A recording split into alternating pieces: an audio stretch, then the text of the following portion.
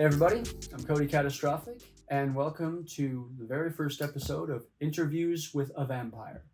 That's me, the Vampire King, interviewing people just like you from all walks of life. Today I have a very special guest with me, Jakky Raven. Jakky, why don't you tell me about yourself? What do you do? I know this. The audience doesn't know this. You're an entrepreneur of sorts, yes? Okay. What would you say your primary focus is right now? I would say, I do all sorts of stuff. I'm kind of like a jack of all trades. I buy and flip stuff. I used to run a phone business where I'd buy and sell, broken phones, things of that nature. Mm-hmm. Do motorcycles sometimes, guitars if I can find them. I do like some streaming here and there, and then deliver stuff on my motorcycle if that's, what I'm feeling like doing.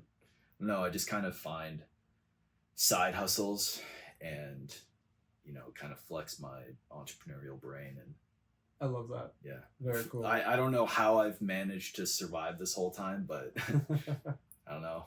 A survivalist's brain. Yeah. Cool. All right. So, as I understand, you have some music that we're gonna be hearing very soon. Yes. Mm-hmm.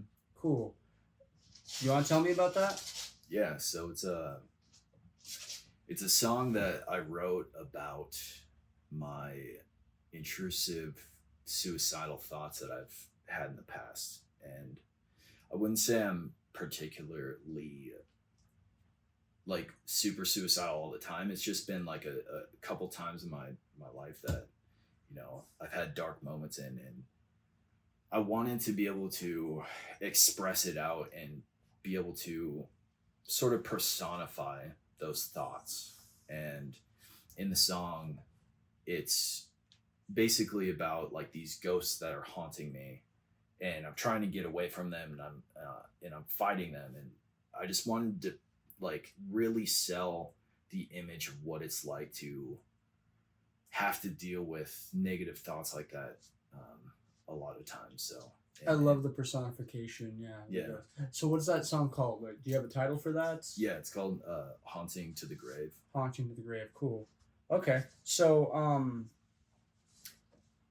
we're gonna return back to your song in a minute here, but tell me about your name, Jakky Raven. Is that the real name? Is that a pseudonym? Is that a stage name? It's not my legal name. I do go by Jakky. Okay. But it's not like what my birth name is. Sure. I like to keep that sense of privacy with that. I do the same thing with my last name, so yeah, I understand that. I think a little bit. Yeah. But it was largely inspired by Jack Sparrow. It's probably the character that I relate to the most with like how he lives his life. So like what we were talking about with the entrepreneurial thing, I feel like I'm kind of like an opportunist. Like he doesn't necessarily have a master plan of how he's going to get somewhere, No, but he doesn't. just manages to like figure out how, and it's like that crafty nature. Yeah, do you think he plans it all out? Yeah. It just comes up with this and he goes. Exactly. And so I relate to that a lot, and I always loved it when his dad would call him Jakky, because it was kind of like this sense of endearment from his father.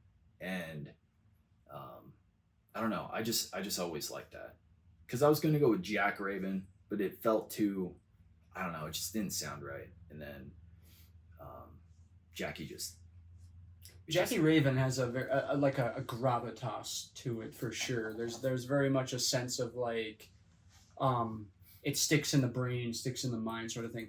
Jack Raven almost sounds like you're talking about a highwayman or something, and it doesn't evoke that, like you were talking about, that sense of like the fatherly love kind of thing. Yeah, it doesn't really evoke the same sense. So I like the Jakky Raven. And then Raven is, so you got Jack Sparrow. I was gonna go with Jack Raven because ravens are my favorite bird, and they're one of the smartest birds. And I feel like if I were to be an animal, it would be that, because to be able to fly anywhere I want to, and they kind of have that like mischievous, like cunning kind of brain. Sure. I don't know. I relate to that a lot. Yeah. And obviously the all black. Absolutely. Yeah. And see what the audience is probably not aware, but this is something that Jakky and I have a lot in common. See, ravens basically are that's very important to me and my family. That's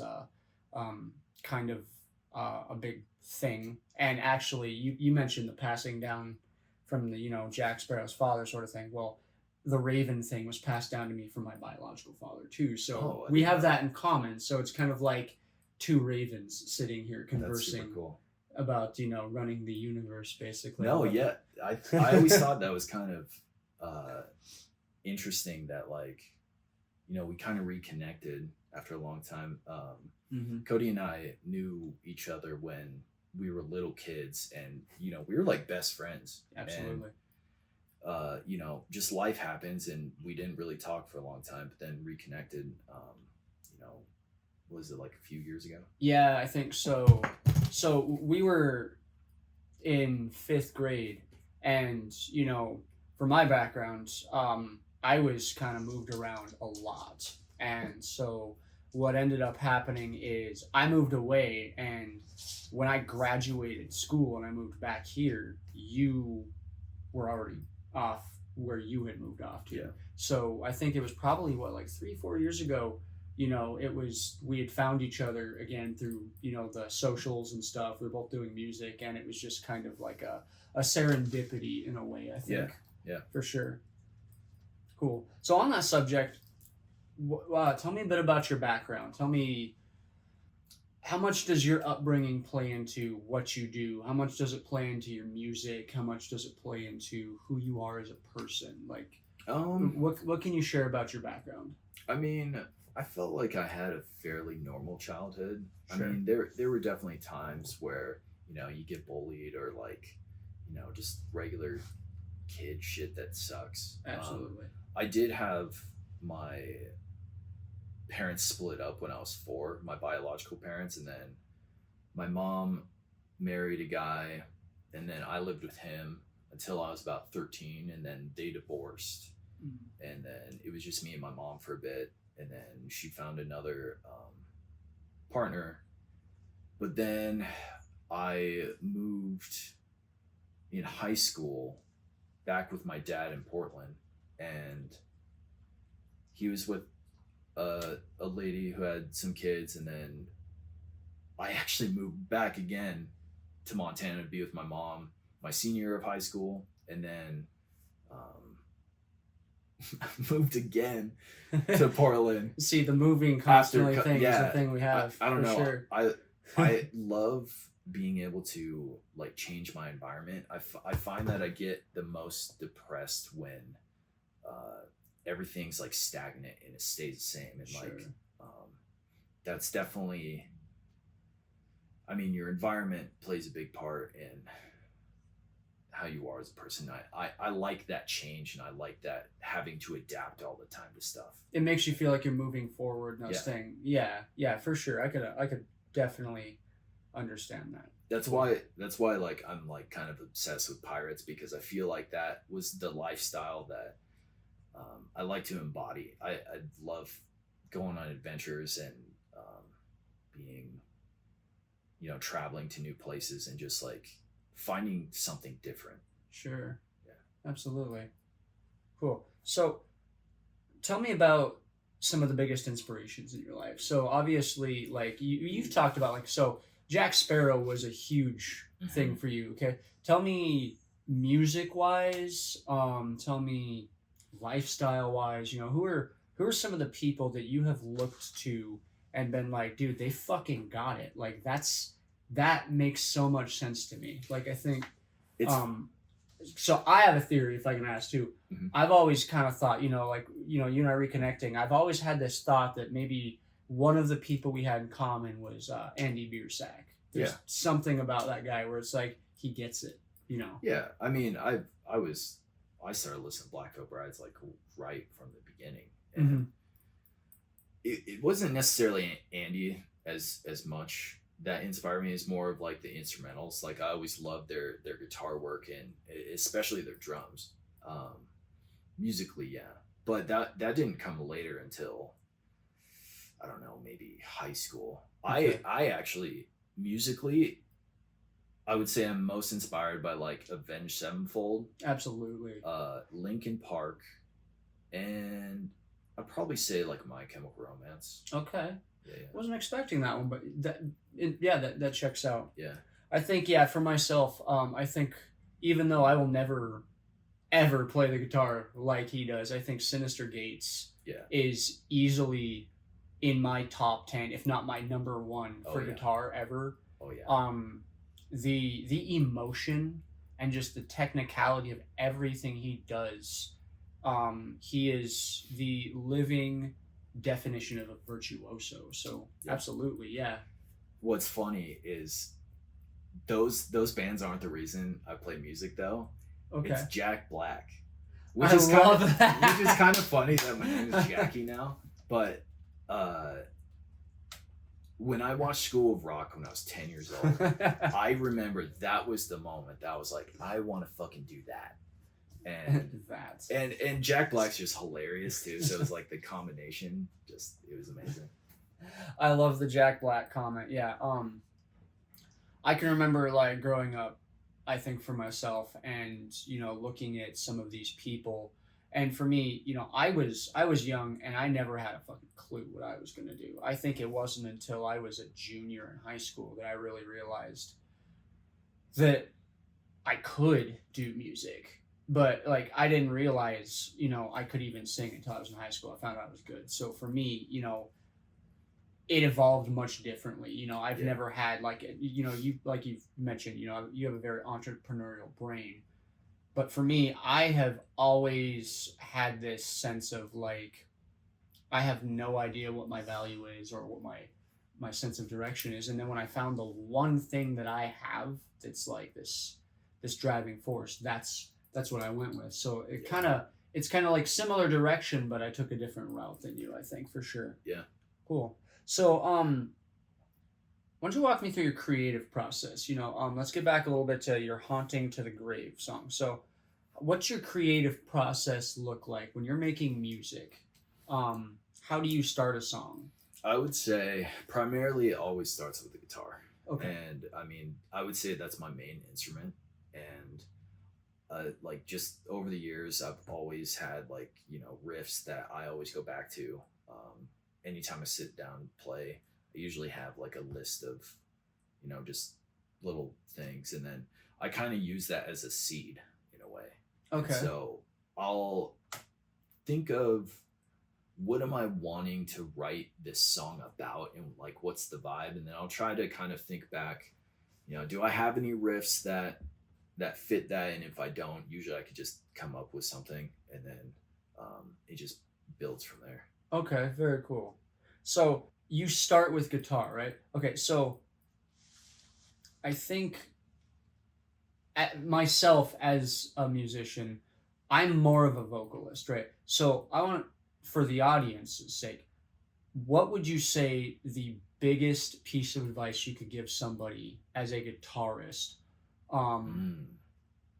like to push forward or something? Like, what is the biggest advice that you have for somebody? Like if somebody's wanting to get into it, or that, or either they're getting into it, or maybe if they feel stagnant. We talked about the stagnant thing. Like, what do you recommend? I would say try to find like something that inspires you sonically. So like back then it was Avenged Sevenfold, and that's not exactly the easiest music to play. No, and it's not. But that's what I wanted to do, and so I would just try to deconstruct what they were doing and try to find simpler parts that I can maybe learn.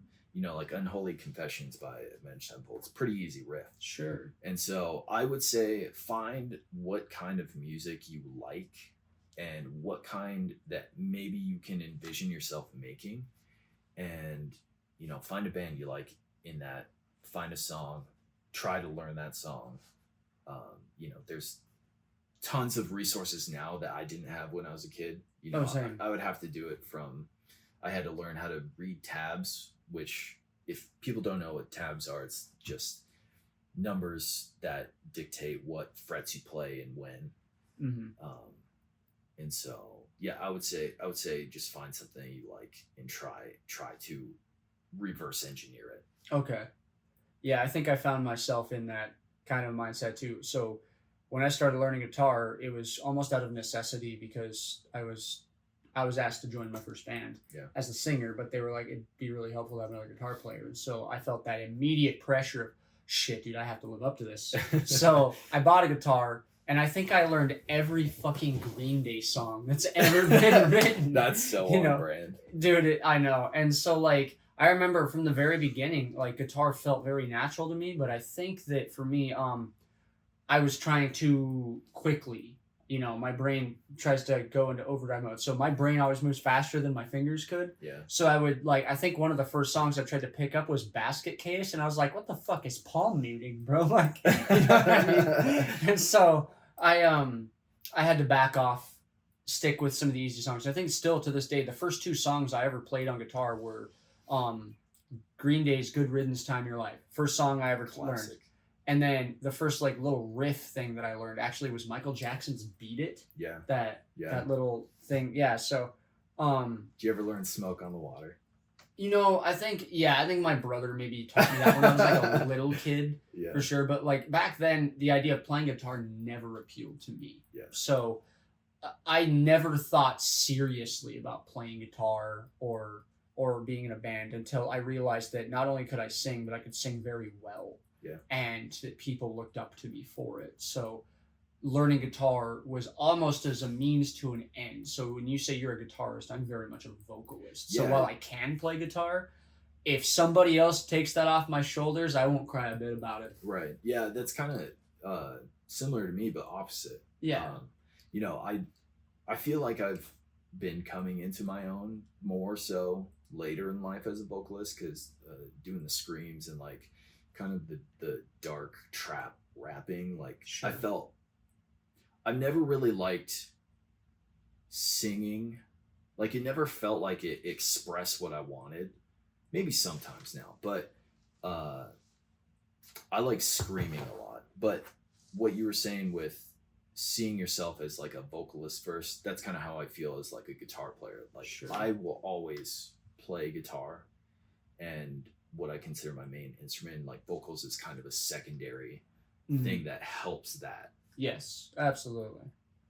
Cool. So I know some of these stories. You know, we've known each other for a while, but why don't you let's talk to the audience here. Let's hear some hilarious stories, like from the music side of things, or from just our industry side of things here.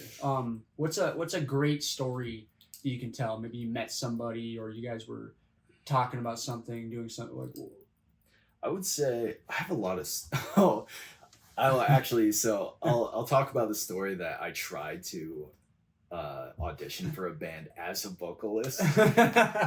Okay. And mind you, I had zero experience, but I just had it in my head. I was like, I want to be a vocalist. And then so I literally go on Craigslist and I'm looking at bands that are looking for a vocalist, and I go audition for like this metal band. I think they were playing like metalcore or something like that, and they were actually super good, and they were playing my song, and I was kind of geeking out on their guitar riffs and all that stuff, and like I kind of forgot that I was there to be a vocalist. I'm like, oh shit.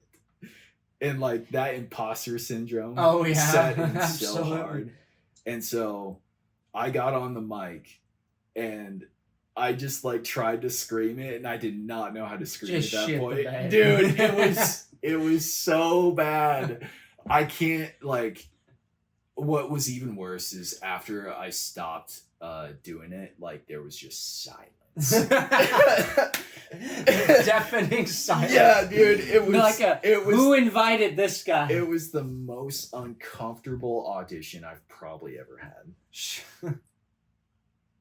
I haven't had any of those. I had an audition once where I had some guy's girlfriend message me. It was like, "Hey, my boyfriend's a drummer. He's really looking for people, and we'd really like you to come and jam sometime." And so, unbeknownst to me, he was jamming at the time with this other guy I used to jam with, and him and I didn't really get along.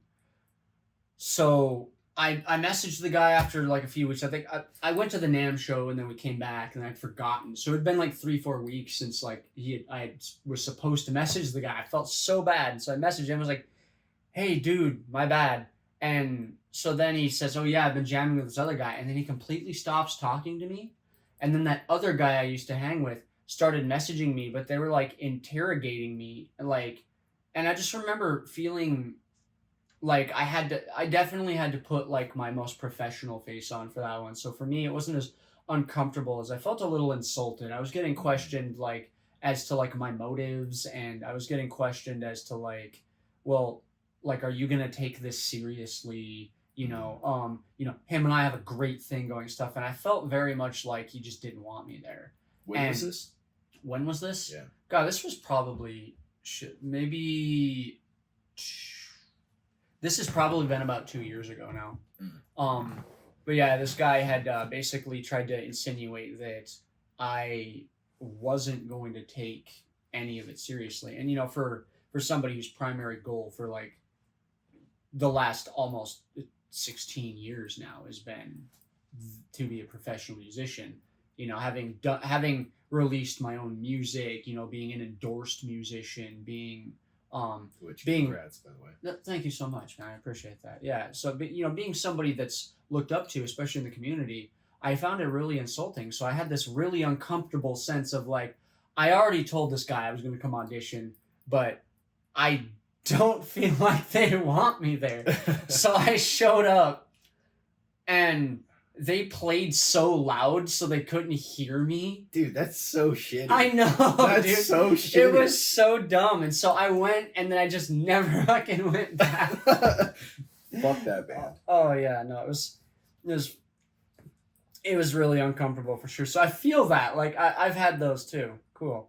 All right, so that's a funny story. Okay, so tell me about the message, man. Like, as far as staying on the topic of maybe music, music is what's left behind, man. When we're gone, that's still here. That's why, I mean, everybody still listens to, like, all of these old bands that are just not even around. I mean, Nirvana is literally still the voice of a generation, and Kurt Cobain passed away when you and I were like a year old, or like a year or two old, So, like, what is the message for you? Like, what are you hoping to leave behind for this next generation?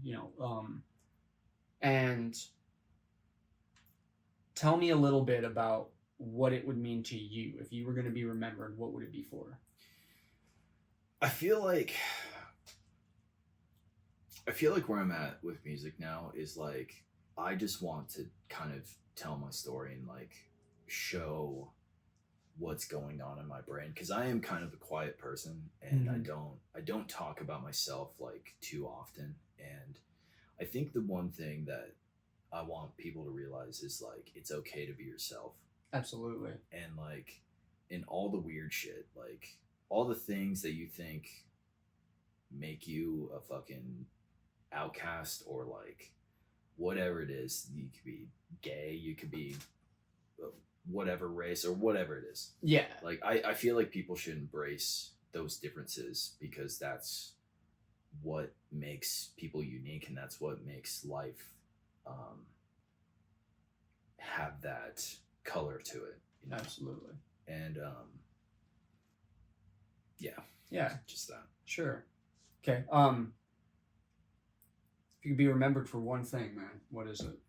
Honestly, I don't care. Don't care. I don't really care to be remembered. Like, I like that answer. I'm gonna die someday. If like people are listening to my music, like, like 5 years after I'm gone, like, cool. But I feel like, 100 years, 200 years, is anyone really gonna care? And like, maybe there's that one person Sure. in 2350 that's like, yeah, fuck, I vibe with this guy, this Sure. old ass guy centuries ago. Beethoven would have partied with me. Sort of thing. Yeah. But I don't know. I don't put too much like pressure on myself to like leave a legacy or anything like that. To me, like this is not to say for anyone else, but just for me, it would just be like an ego thing. Sure. If I were to try to be like that. Sure. Well, okay, and I don't think that you're saying that it's an ego thing overall, just for your character, like as a person, it would be disingenuous. Yeah, I think. like, sure. I mean, I want to inspire people. If that happens, cool. If not, then okay, cool. So why don't we reframe that as to, if you could leave an inspiration, maybe even if it's detached from yourself or whatever, what's that message like? I mean, again, it just goes down to being like authentically you. I think a lot of people don't listen to those dreams and those visions that they want to achieve in their life. And I'm a person that I've been able to actualize a couple of those, mm-hmm. and it can really happen. But the only time that it can be achieved is if you decide to actually go for it. Yes. Like, don't sit in this paralysis of your life sucks and you hate what you're doing. Like, take at least a small step forward towards it and believe that you can get there. I've always moved, like I said, like I moved around a lot as a kid and stuff, and there were not always opportunities and stuff for me. And so when I got a little bit when I got a little bit older, because I don't age in reverse, as it turns out, when I got a little bit older, and I kind of came into my own way of thinking, I kind of started developing this complex of like, dude, you only get one fucking shot, dude. You only live this one time. And what I really vibe with you is when you say like you have to live authentically you. I think that, when you hear about somebody who says, I wish I could have done this thing, wish I would have done this thing, like that entire thing is exactly what I'm talking about. Like, I can't be 60 years old and be like, dude, I really wish I would have tried to be a musician. Yeah. Because it's too fucking late. I mean, sure, maybe there's a 60-year-old guy out there who made it, right? But he's 60 fucking years old, dude. He can't break his back hauling the equipment in and out. Like, he, you know what I mean? Like, it's one of those things. You have to, like, to date, right now, you have to just do it.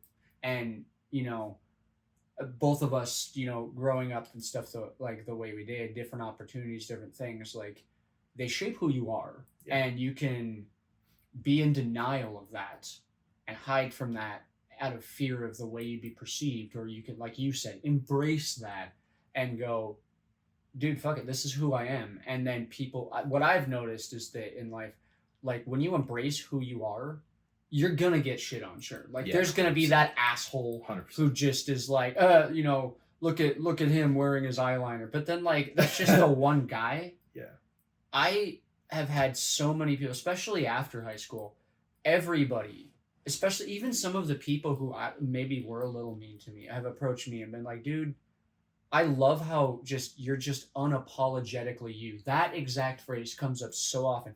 You just are unapologetically you. And for a long time, I didn't even know what they meant. I was like, why would I apologize for who I am? But then it didn't dawn on me that not everybody else has the frame of mind that you have or that I have. There are people who genuinely live in fear every single day of like, can I do this? Can I be myself? Dude, I'm still that person, honestly. Like, I have those fears still. Oh, yeah. And, I mean, I have imposter syndrome hardcore with, like, doing music, whatever it is. Like, it's a constant battle. Absolutely. But, you can still do it scared. Yeah. I think the imposter syndrome is a thing that drives me, though. Like, so there's this movie, and it's literally my favorite movie ever in the world. It's the original Crow with Brandon Lee. And I remember there's this line where he goes, "How do you feel?" And the guy goes, "I feel like a little worm on a big fucking hook." And he goes, "You feel like a little worm on a big fucking hook." You're just a little worm. Right? And so I feel like for me, especially like dipping my toe into the music industry the way that I did and stuff, I had a lot of people at my back who were the support I needed, who had this way of making me feel welcome, building me up and stuff.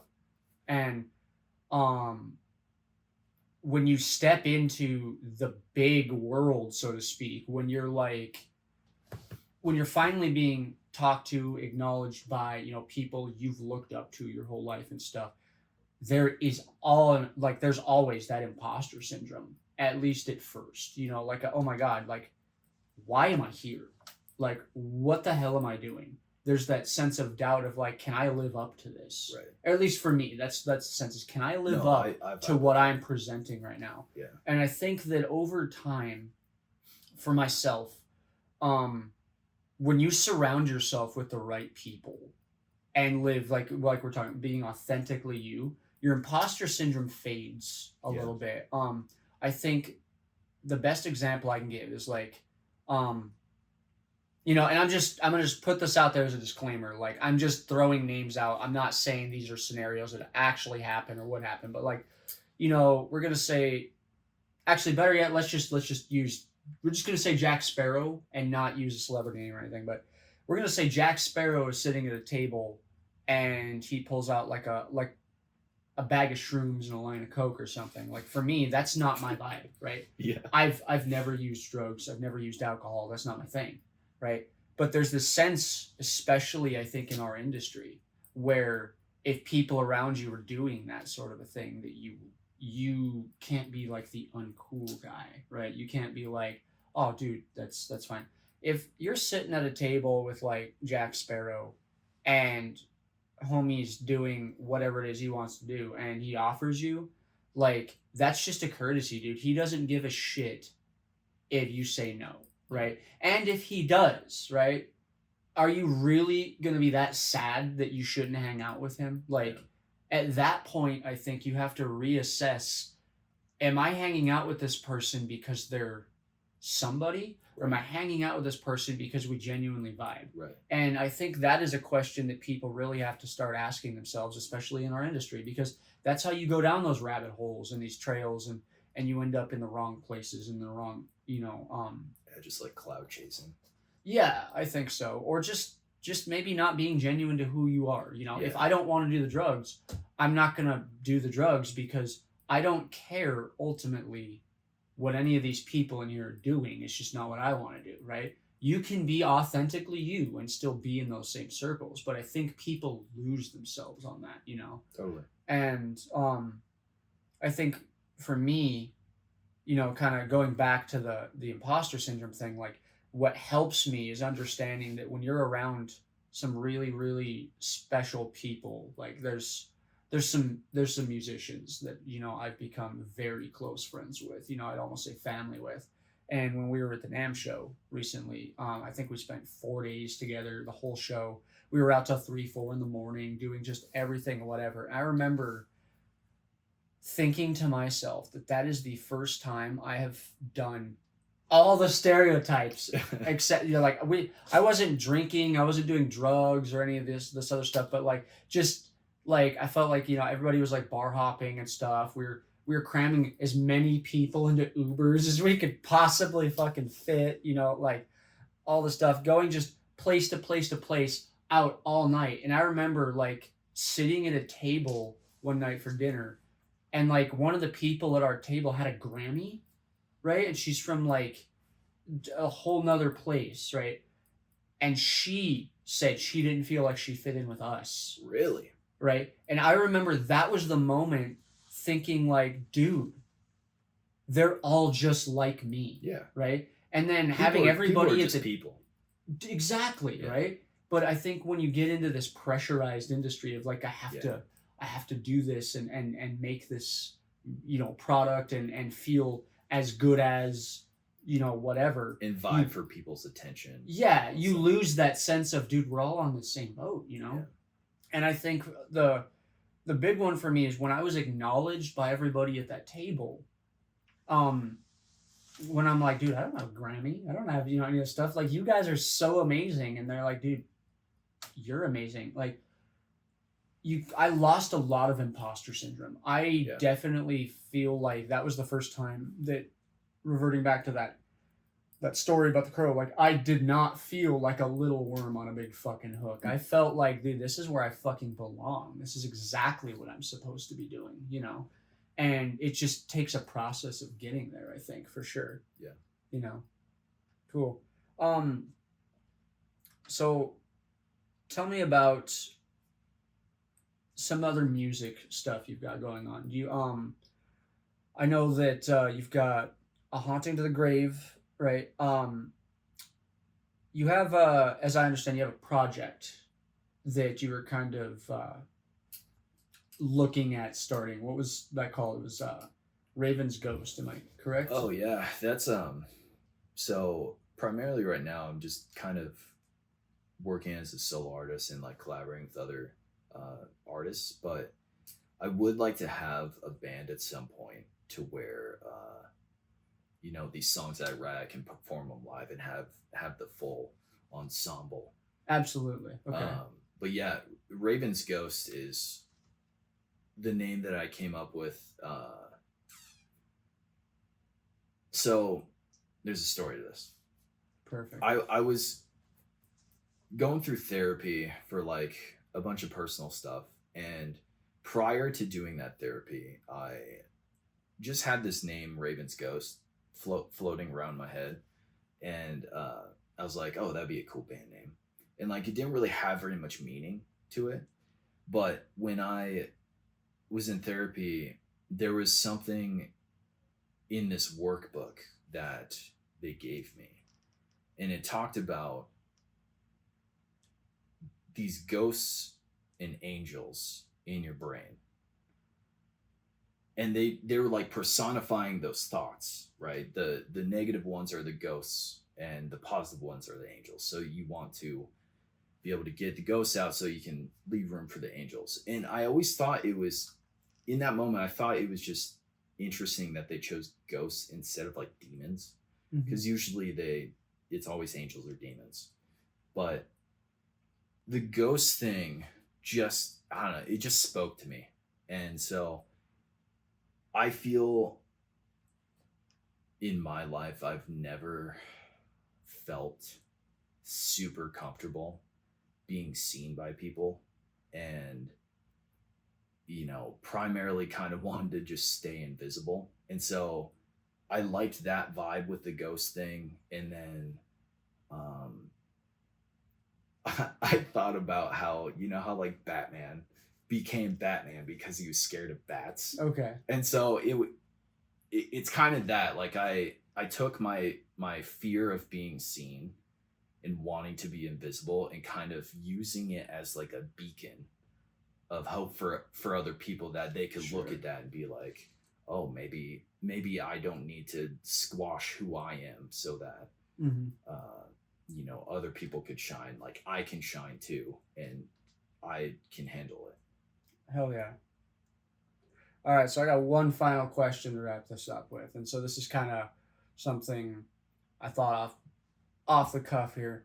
If you could have one song that you could use as your theme song for like the rest of your life, like you walk into a room and the song is playing and everybody's like kind of a thing, what would that song be?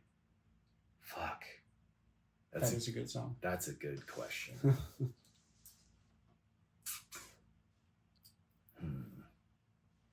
Probably Barbie Girl by Aqua. Oh, I love that song. Dude, you know. I'm kidding, but it's a banger. It is a banger. I wasn't kidding. That's a great song. I grew up on that song. Yeah. For a Syrian's answer, probably Somewhere I Belong by Linkin Park. Oh, that's a good one. I feel like that's been kind of my main, like almost the main quest in my life, is like finding somewhere that I belong. Okay. I think if Linkin Park released a song that I identified the most with, it was In My Remains. Mm. That song was the one I felt the most understood. Which album is that? Oh, good God. That's I don't think it's Meteora. It's either Meteora or it's I want to say it's the one after Meteor. yeah, I think it is too. See, and the Linkin Park fans are gonna eat me alive. Yeah, for real. The comments are like, "You're not a real fan. I know. You're right? a fucking poser. Don't cancel me." No.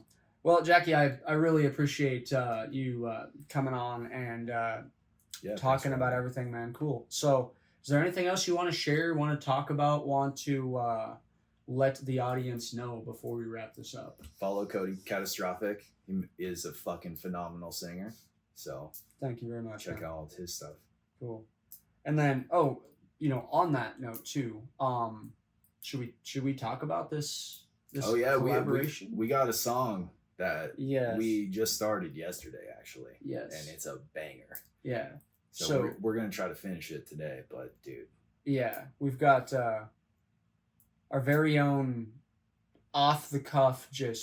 We just plugged everything in and just went. Yep. And let me tell you, the musical chemistry here. I mean, I have not met many guitarists that play the way Jakky plays, so I'm excited for you guys to hear what we've got going on. Yep. Cool. Well, hell yeah, man! Thanks for coming on the show, and let's go get back to recording. Let's do it. Hell yeah.